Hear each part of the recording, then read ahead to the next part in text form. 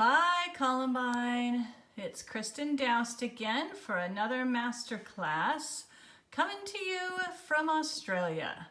Today we're going to talk all about koalas.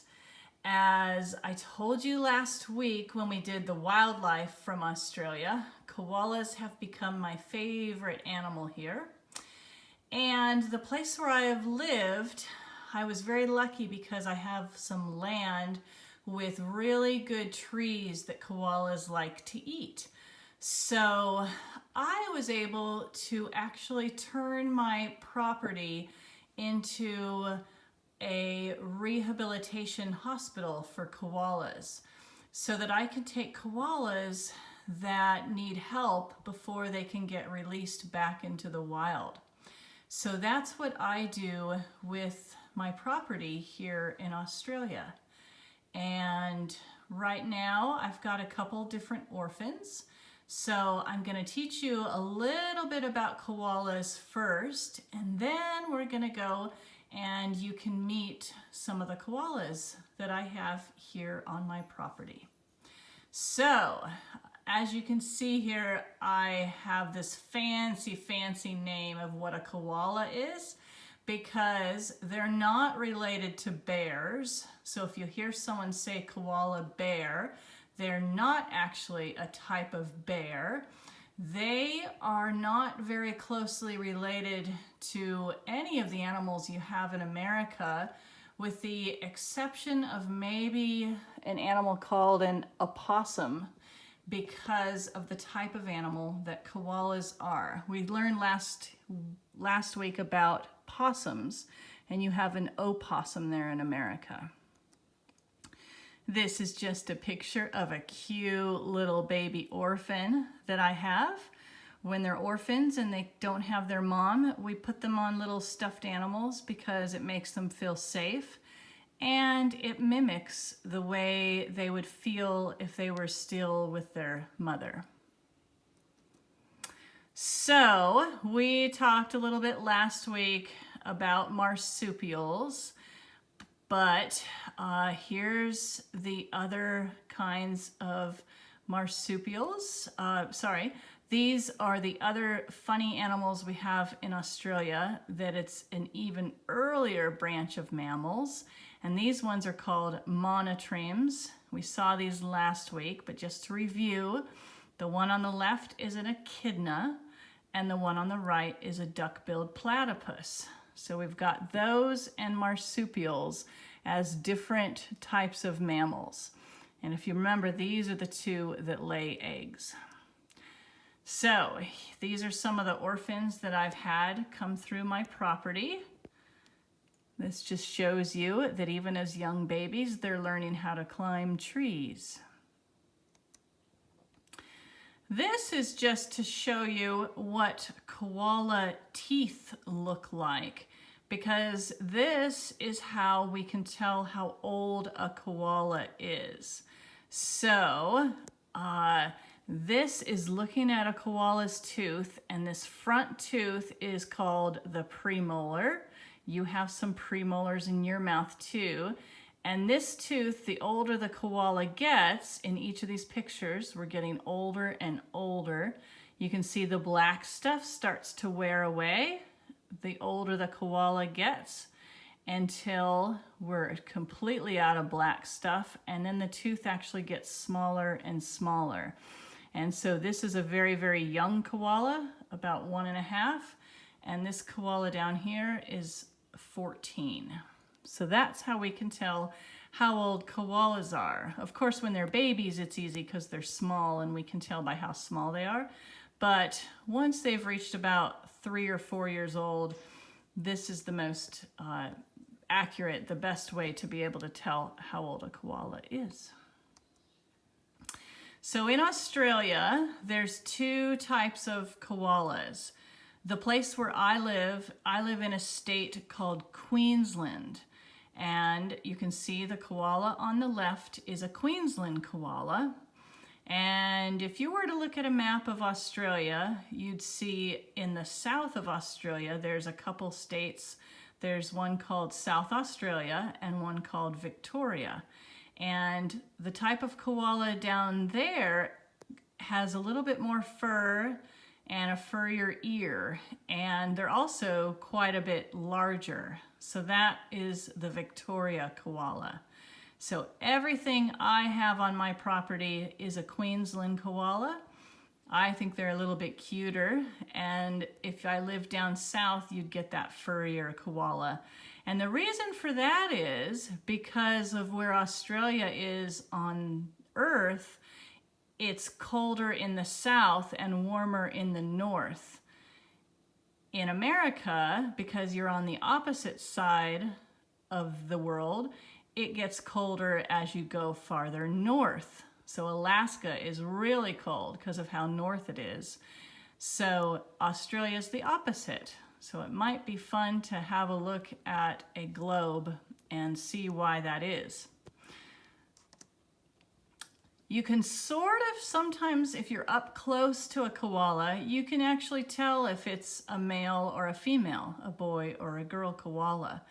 And the way you can tell, again, you have to be pretty close. You wouldn't be able to see this if they were really high up in a tree, is the males have a bigger head. So this area right here on this male is much bigger. And the males also have this thing right here. This is called a scent gland. And the males have scent glands that they rub on the trees to let other koalas know that they live there and it's their territory. This is a female right here, and she doesn't have that big nose like this one. So the space around her nose isn't quite as big. My favorite part about koalas is looking at their feet. And so what we have here is a front foot or a hand. This is the front one. And this is the hind foot or the back leg of the koala. And we're gonna look close at one of my real koalas here in a little bit and see about how those claws look. And you'll see that on their front hand, they almost have what's like two thumbs. And on their back leg, they don't even have a nail that comes off this one. And the reason for that is this front leg makes it real easy for them to climb trees because of those claws. And then this back foot, they don't need a claw on this one because they use that for grooming to clean themselves up. And then these two toes right here are actually fused or joined together. So there's no space in between these two. So it looks like it's one toe with two nails, but it's got all the bones to be two toes. It's just attached. And a lot of marsupials will have that. And they have it so that they can groom. So that's kind of neat. This is just a little picture of a baby koala. So we talked last week about how these marsupials will live in a pouch.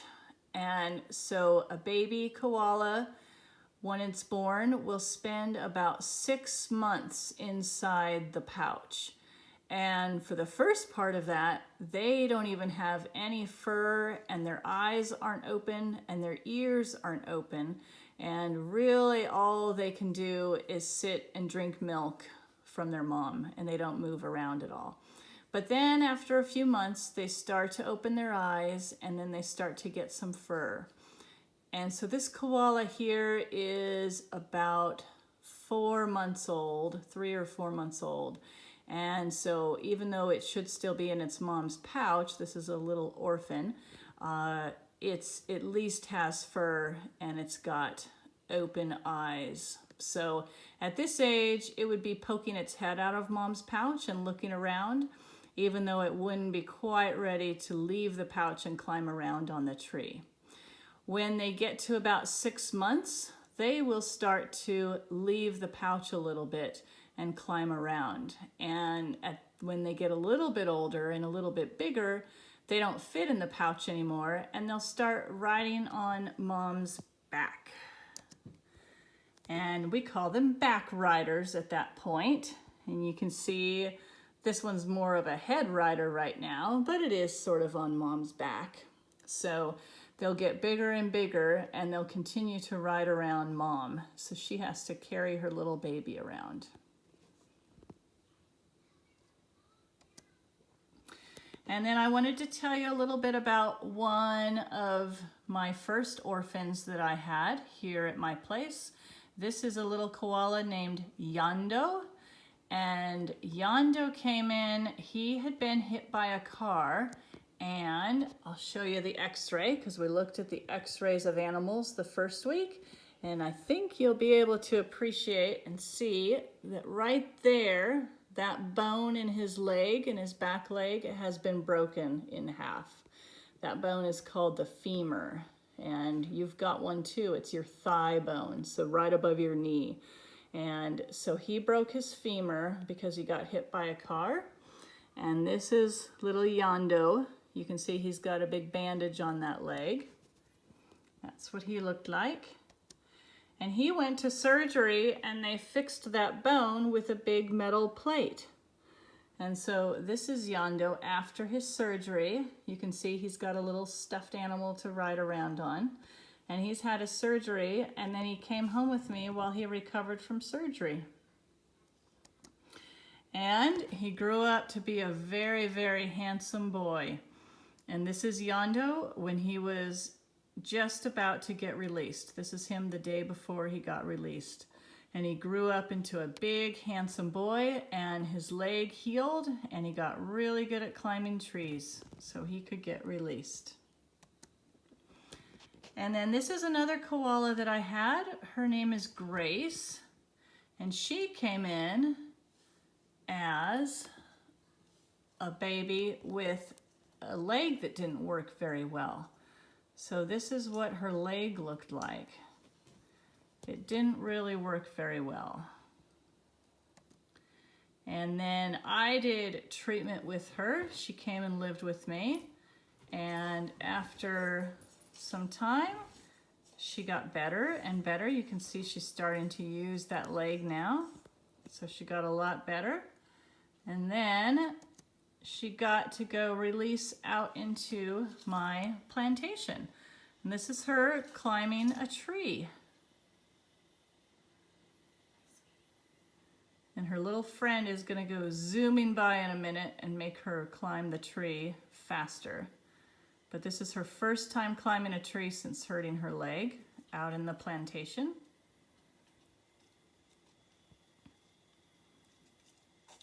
Here comes the other little koala, and they both go zooming up together.